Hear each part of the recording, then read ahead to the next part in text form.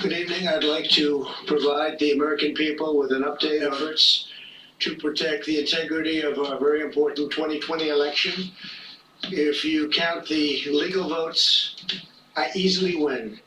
If you count the illegal votes, they can try to steal.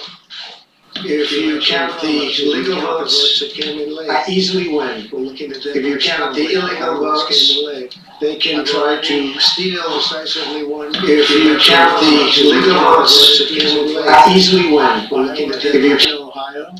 Okay, here we are again in the unusual position of not only interrupting the President of the United States, but correcting the President of the United States. And Ari Melber, don't go far. Given that you are our chief legal correspondent, there are no illegal votes that we know of. There has been no Trump victory that we know of. That's right, Brian. We just heard the president come out pretty remarkable, as you said. He said, quote, according to the legal votes, he believes he wins. That's false. The legal votes, if you want to use that term, or the votes that have been lawfully apportioned, meaning what we've been following in each of these states, do not show that. They actually show what we found, which is some states going in both directions, no one to 270. Hey there, I'm Chris Hayes from MSNBC. Thanks for watching MSNBC on YouTube. If you want to keep up to date with the videos we're putting out, you can click subscribe just below me, or click over on this list to see lots of other great videos.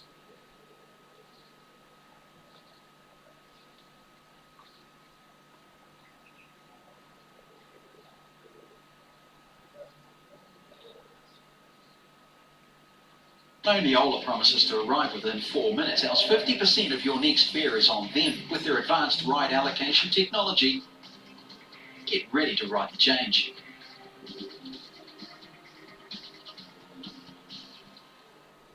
This is an NBC News special report.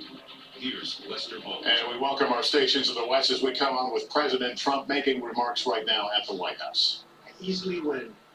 If you count the illegal votes, they can try to steal the election from us. If you count the votes that came in late, we're looking at them very strongly, but a lot of votes came in late. I've already decisively won many critical states, including massive victories in Florida, Iowa, Indiana, Ohio. To name just a few, we won these and many other victories despite historic election interference from big media, big money, and big tech. As everybody saw, we won by historic numbers. And the pollsters got it knowingly wrong. They got it knowingly wrong. We had polls that were so ridiculous, and everybody knew it at the time. There was no blue wave that they predicted. They thought there was going to be a big blue wave. That was false. It was done for suppression reasons. But instead, there was a big red wave. And it's been properly acknowledged, actually, by the media. They were, I think, very impressed, but that was after the fact. That doesn't do us any good. We kept the Senate despite having twice as many seats to defend as Democrats, and in a really much more competitive states, we did a fantastic job with the Senate. I think we're very proud of what's happened there, and many more seats to defend. They spent almost $200 million on Senate races in South Carolina and Kentucky alone, 2 races, and hundreds of millions of dollars overall against us. At the national level, our opponents' major donors were Wall Street bankers and special interests. Our major donors were police officers, farmers, everyday citizens. Yet for the first time ever, we lost 0 races in the House. I was talking to Kevin McCarthy today. He said he couldn't believe it. 0 races, very unusual thing, 0. And actually won many new seats with, I think, many more on the way. This was also the year of the Republican woman. More Republican women were elected to Congress than ever before. That's a great achievement. I won the largest share of non-white voters of any Republican in 60 years, including historic numbers of Latino, African American, Asian American, and Native American voters, the largest ever in our history. We grew our party by 4 million voters, the greatest turnout in Republican Party history.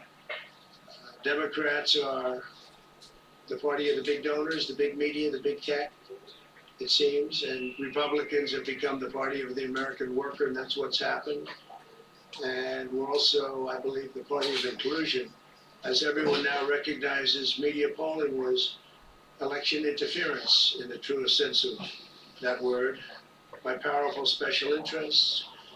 These really phony polls, I have to call them phony polls, fake polls, were designed to keep our voters at home, create the illusion of momentum for Mr. Biden, and diminish Republicans' ability to raise funds.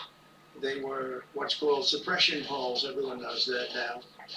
And it's never been used to the extent that it's been used on this last election.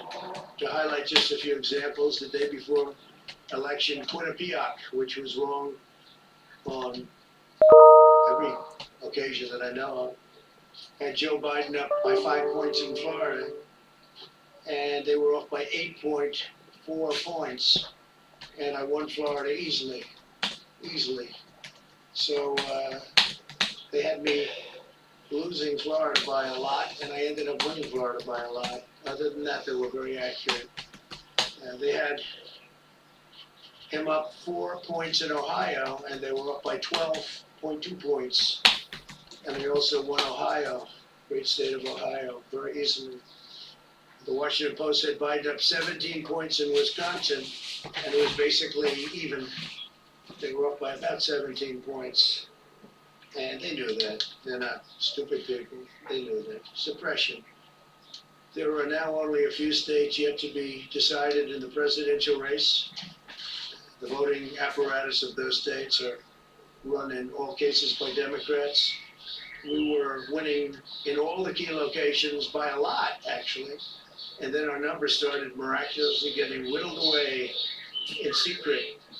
And they wouldn't allow legally permissible observers. We went to court in a couple of instances, and we were able to get the observers put in. And when the observers got there, they wanted them 60, 70 feet away, 80 feet, 100 feet away, or outside the building to observe people inside the building.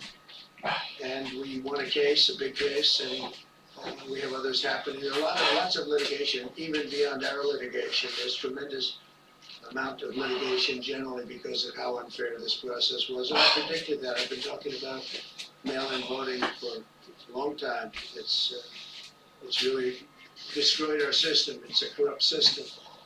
And it makes people corrupt even if they aren't by nature. But they become corrupt. It's too easy. They want to find out how many votes they need, and then they seem to be able to find them. They wait, and then they find that. And you see that on election night. We were ahead in vote in North Carolina by a lot, tremendous number of votes.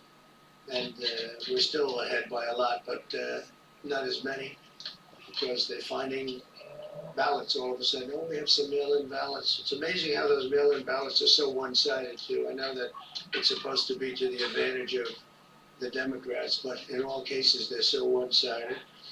We're watching President Trump speaking live from the White House, and we have to interrupt here because the president has made a number of false statements, including the notion that there has been fraudulent voting. There has been no evidence of that. Allegations by his campaign, but his campaign spokespeople unable to provide any evidence. He also has suggested that the polls, many of which were incorrect, were somehow the product of election interference. Chuck Todd, Andrew Mitchell with me here.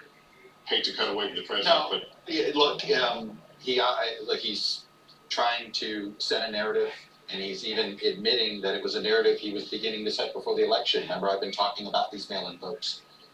This was clearly going to be a strategy, or at least he's sort of presenting it that way on that front. But I also think he's trying to accomplish something else. He's trying to project a little bit of strength within the Republican Party. He began by trying to talk about all of the successes down the ballots, and I found that to be almost a reminder of the Republican Party. Hey, how come you don't have my back?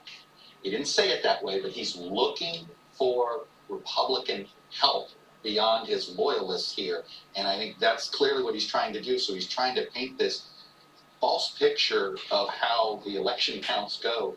This is a fairly, because it's a close election. Close elections, it takes a while because you got to wait to see all the vote, figure out who won or lost. That's the only reason this has taken an extra couple of days. But the counting of the absentee votes or mail-in votes has actually gone, I think, quite smoothly when you consider how many people chose that option. So it's just plain old conjecture. There's nothing there. Andrew, he says the GOP kept the Senate. That is still not a settled question Thank right you for now. There's a couple of runoff races in Georgia that could, if Biden wins the presidency, give. By the way, can I jump? Some people took, we had said David Perdue had fell under 50%, and some people took that as saying we had already said it's going to be a runoff. All this stuff's unofficial. It certainly looks like, and there could be 2 runoffs, but the point is, there is no indication yet that Republicans have guaranteed the majority. We don't know the Alaska Senate yet either.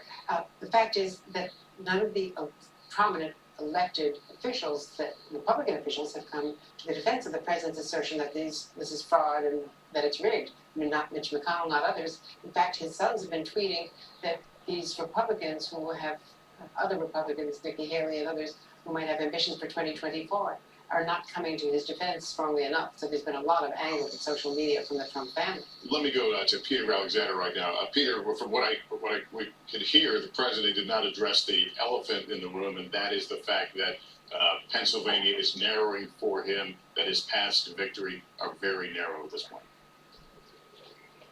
Well, Lester, I think you're right. I mean, I think that's why his messaging has changed over the course of this day. He tweeted early this morning in all caps, "Stop the count," which you recognize if you stop the count right now, were that possible, the President of the United States would lose and the next president would be Joe Biden. So it was clear, as we were told, the advisors convinced him to change the messaging to stop the fraud. That was, in effect, the best effort they thought the president had in this argument. But as he assails the fraud, in spite of no evidence, no proof that there has been any right now, a message that's been shared by his own allies, Sean Spicer, the former press secretary, one of the Republican senators from Pennsylvania, or the Republican senator from Pennsylvania, Pat Toomey, today, saying they've seen no evidence of fraud, widespread fraud in the state of Pennsylvania. But I was struck by what the president said when he was touting those victories in the House seats that have turned red, that he did that in the same breath that he was assailing the mail-in ballot and the balloting process, saying it's being stolen from him. You recognize this is a single ballot, so the House victories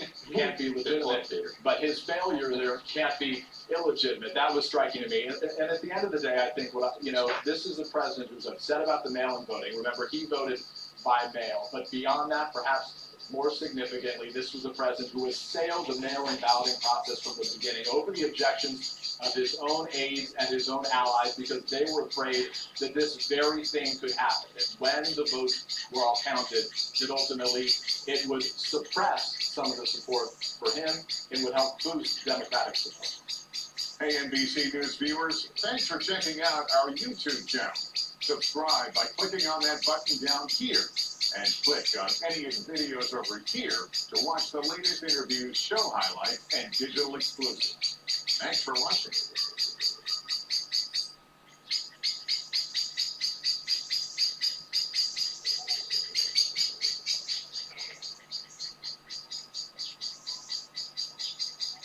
This is NBC Nightly News. Decision 2020. Here is Lester Holt. Good evening, everyone. Day 3 in America's election drama. A drawn-out count across 5 battleground states tonight, still leaving the door to victory open for both Joe Biden and Donald Trump.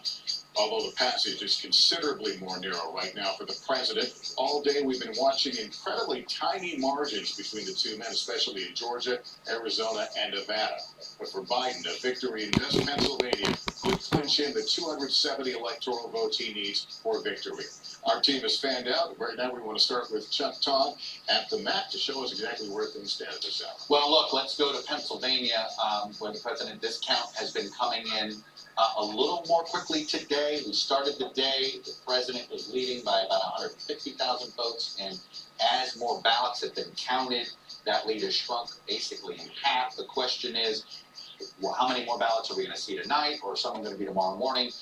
We do think maybe some of them, we know there's still a decent chunk of vote there in Philadelphia that's likely to benefit the vice president. We know in all these suburban counties there's some, and we also know in Pittsburgh and Allegheny that there's still some ballots to count. This is why there is so much optimism from the Biden camp, and I think so much concern from the Trump camp. Pennsylvania, the direction of this count, and this is exactly what we all anticipated.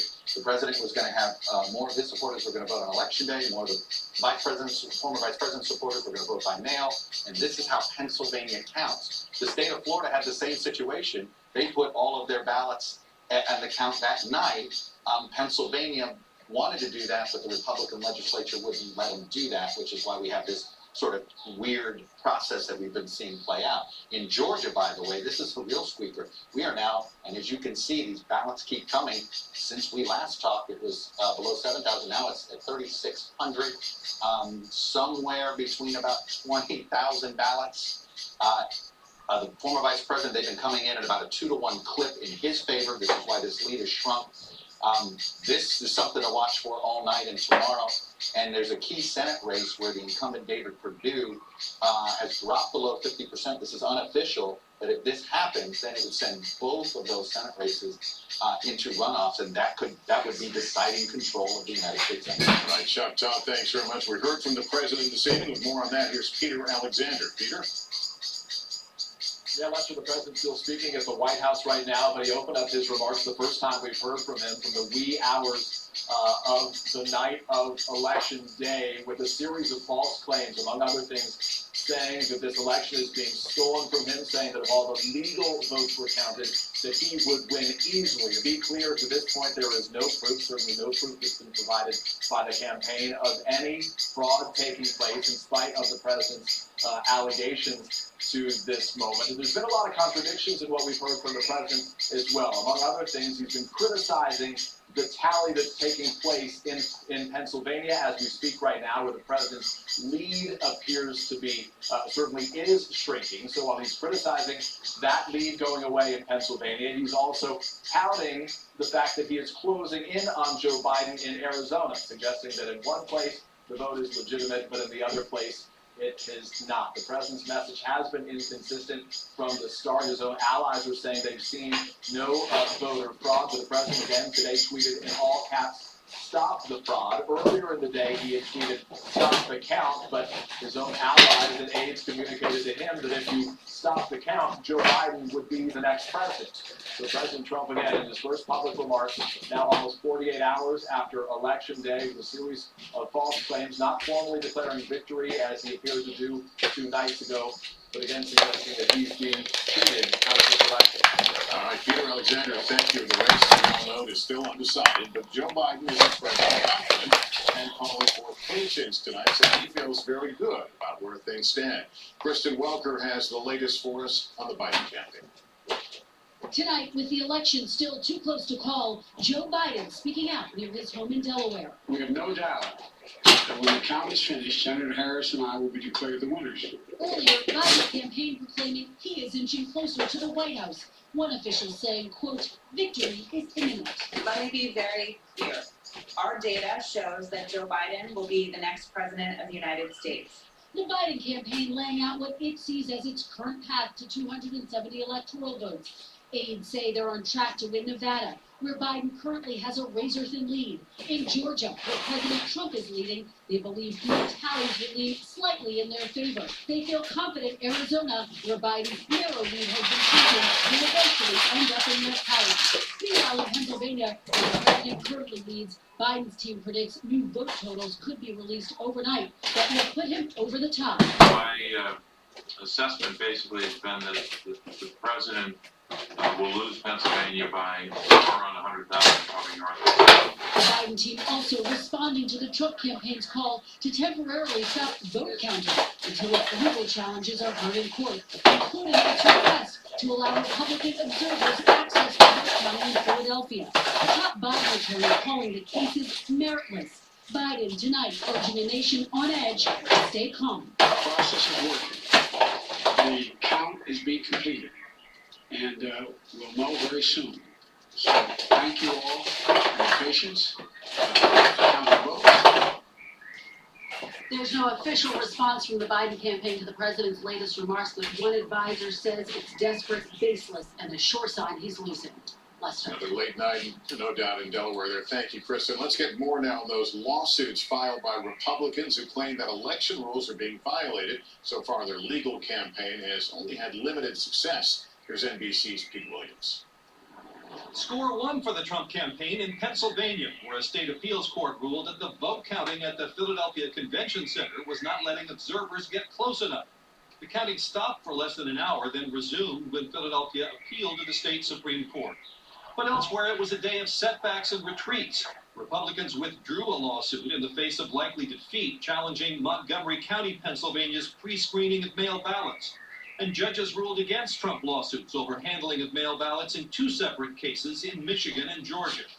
In Nevada, the Trump campaign said it found evidence that mail ballots were sent to people who no longer live in the state or are dead. We firmly believe that there are many voters in this group of mail-in people that are not proper voters. But how many? From where? Those announcing the lawsuit today offered no specifics or proof. We will continue the pressure on them too. Thank you very much. Election law experts say the time to make this kind of legal claim is before the votes are counted.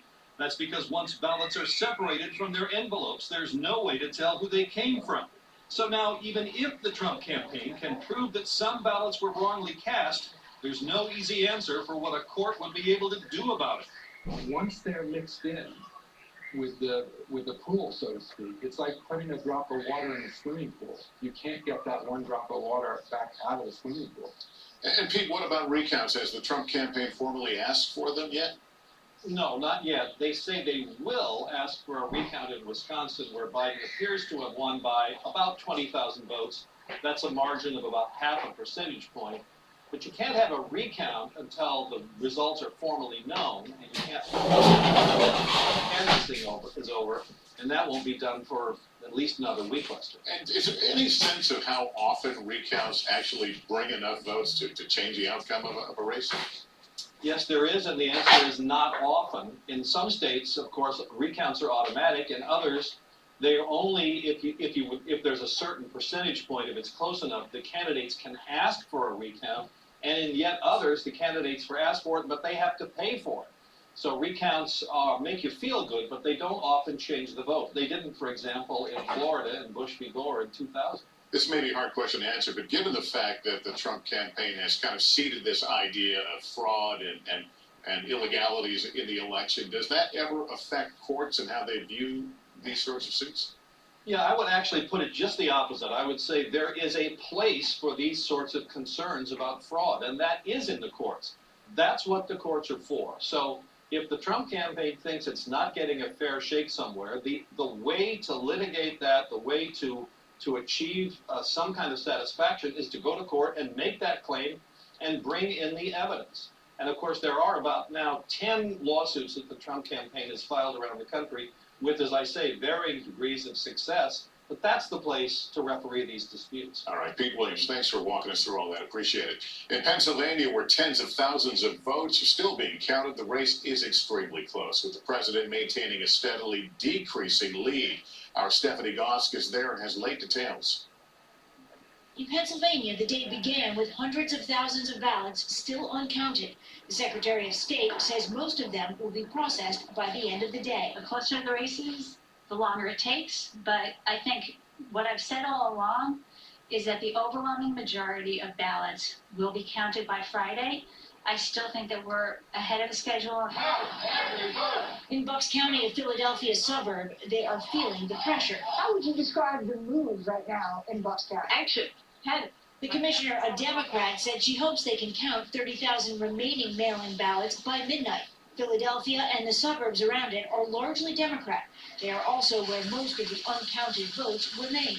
Turnout was huge in Bucks County, 80 to 90%. How is it looking this year compared to 2016? I believe Hillary, when she ran, she won Bucks County, but only by about 3,000 votes. And so at this point, Vice President Biden has doubled that already. Throughout the day, vote tallies across the state trickled out, most of them mail-in ballots that have strongly favored Joe Biden. And President Trump's lead, once as large as 700,000, dwindled. Tonight, dropping below 100,000 votes, but still holding. There's been a lot of attention paid to mail-in ballots arriving after Election Day, but tonight, the Secretary of State said there have been significantly less of them than they originally predicted. Lester? Stephanie Goss, thank you.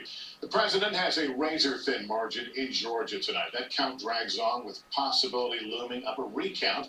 NBC's Blaine Alexander is watching things for us in Atlanta. After working around the clock, count complete in Fulton, Georgia's biggest county, including all mail-in and absentee ballots. But statewide, there are nearly 36,000 outstanding votes, as Joe Biden trails President Trump by fewer than 10,000. Volunteers are now going door to door trying to help voters cure ballots, because if a mail-in ballot is rejected due to an issue like a missing signature, Georgians have until tomorrow to fix it, and Democrats say there could be as many as 5,000.